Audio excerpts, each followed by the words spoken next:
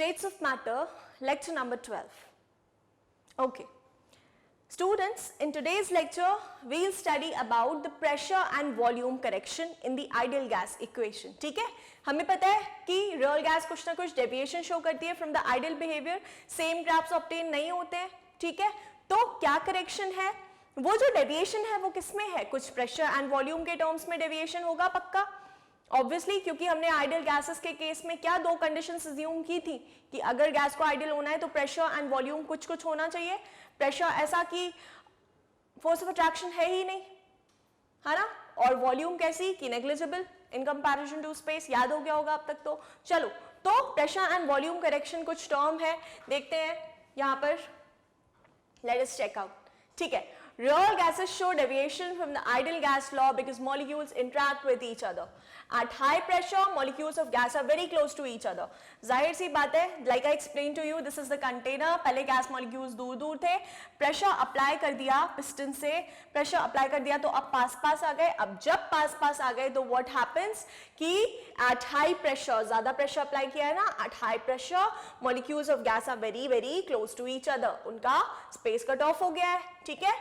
At high pressure पे क्या होता है? Molecules do not strike the walls of the container with full impact because these are dragged back by other molecules due to molecular attractive forces. देखो कितनी अच्छी बात की है, कितनी अच्छी बात की है. क्या बोला है कि अब जो gaseous molecules हैं ये अपनी पूरी ताकत से walls of the container को strike नहीं कर पाते. So ये walls of the container को full impact से स्ट्राइक कर ही नहीं पाएंगे. क्यों? क्योंकि अब जो गैसियस स्पीशीज हैं ये बहुत पास पास हैं एक दूसरे के, है या नहीं है? मुझे बताओ.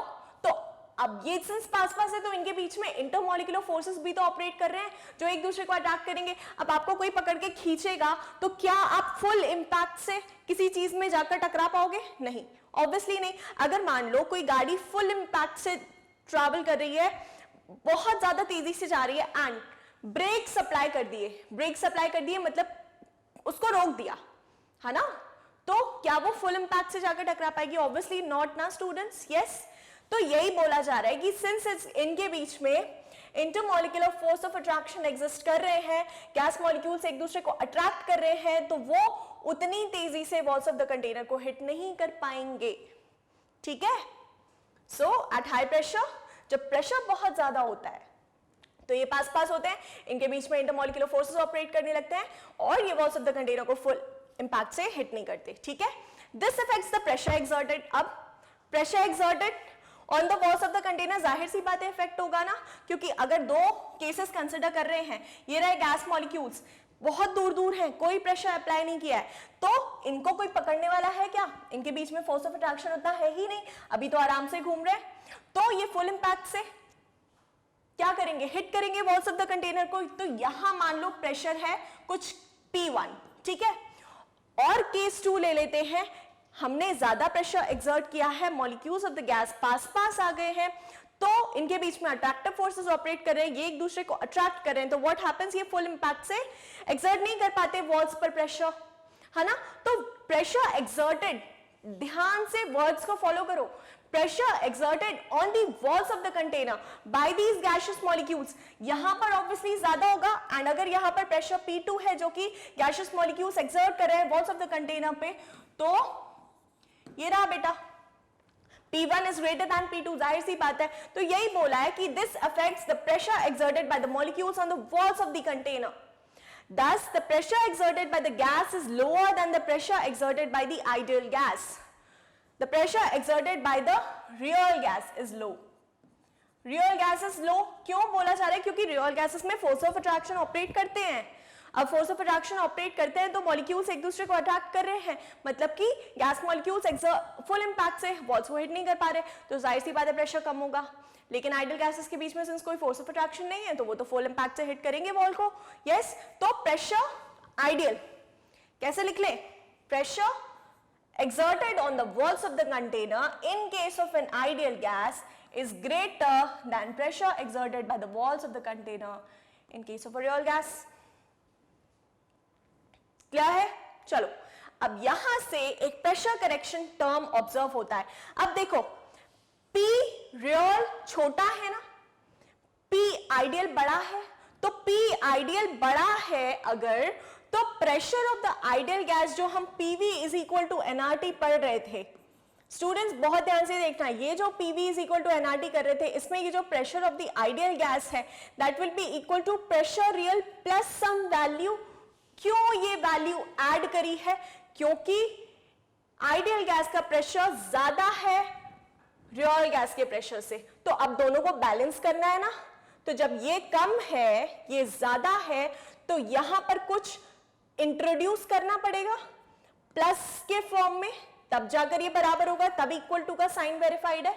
समझ पा रहे हो आप? चलो let me right it here.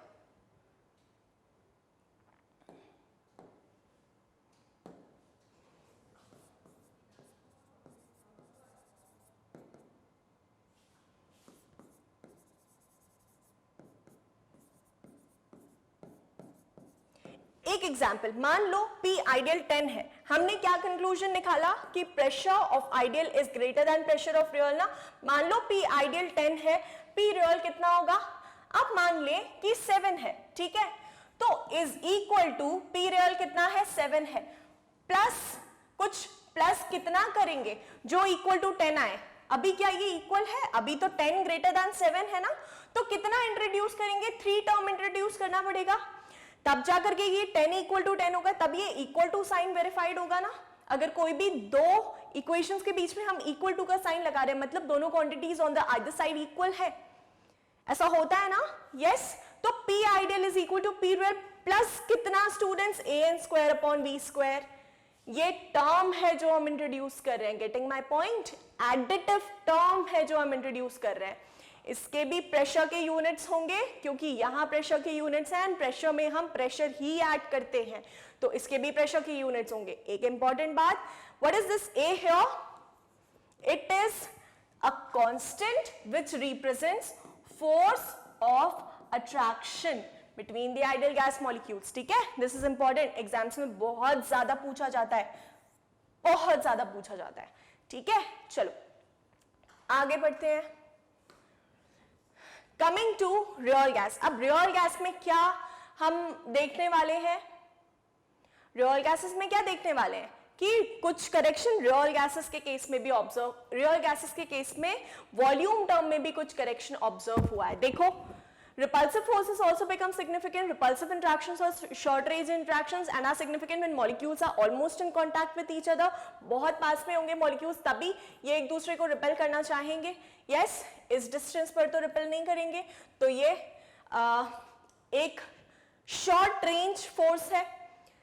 So repulsive forces are significant when molecules are almost in contact. This situation is at high pressure. जब high pressure हम अप्लाई करते हैं तो molecules पास में होते हैं ना, तो attractive के साथ repulsive forces भी कुछ हद तक ऑपरेट करते हैं। The repulsive forces cause the molecules to behave as small but impenetrable spheres. तो इन repulsive forces की वजह से क्या होता है कि ये molecules impenetrable हो जाते हैं। Yes, the volume occupied by the molecules also becomes significant because अब जो वॉल्यूम ऑक्यूपाई कर रहे हैं मॉलिक्यूल्स, ये सिग्निफिकेंट हो जाती है। क्यों? Because instead of moving in volume, these are now restricted to a volume where NB is approximately the total volume occupied the molecules themselves and here B is a constant. देखो, अब pressure के term में जैसे हमने correction देखा था, so students, the volume occupied by the molecules also becomes significant because instead of moving in volume V, these are now restricted to a volume V. तो यहां पर कुछ वॉल्यूम करेक्शन भी होता है, that is V real minus NB. What is this NB? B represents size of species, volume occupied, okay? So size या आप कह लो volume occupied by the species, by the gaseous species, ठीक है? तो अब हमने दो चीजें देखी, PV is equal to nRT जो आइडियल गैस इक्वेशन था,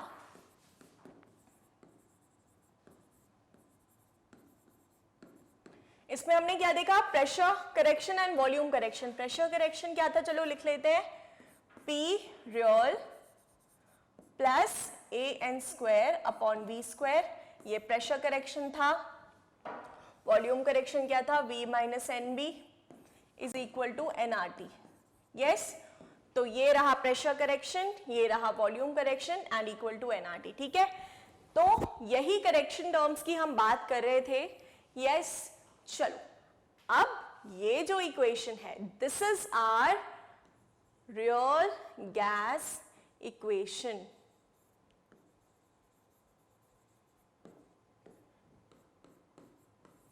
ठीक है, getting? This is our real gas equation. चलो, now having taken into account the corrections, pressure and volume, we can rewrite the equation as of this form. This is the correction of molecular attraction and this is the volume correction. ठीक है, so constants A and B क्या बोलते हैं इन्हें? Van der Waals constants, and their value depends on the characteristic of a gas. Value A is the measure of magnitude of intermolecular attractive forces. Like I told you, force of attraction का measure है. And what is B? B measures the size or volume occupied. Size or volume occupied by any gaseous molecule. ठीक है? Yes. So this was all about the pressure and volume correction and the raw gas equation. ये वही है जो मैंने आपको लिखवाया था. Okay, PV is equal to nRT, फिर उसका correction. P plus AN square by V square, P minus NB is equal to nRT. Let me rewrite it, okay, ताकि problem ना हो. PV is equal to nRT, P plus AN square upon V square, V minus NB, same, okay, nRT. ठीक है, this is the real gas equation. Following? चलो, okay students, so that's all for today's lecture. Next class में मिलते हैं with a new topic, that is liquefaction of gas. Okay, चलो, have a great day, bye.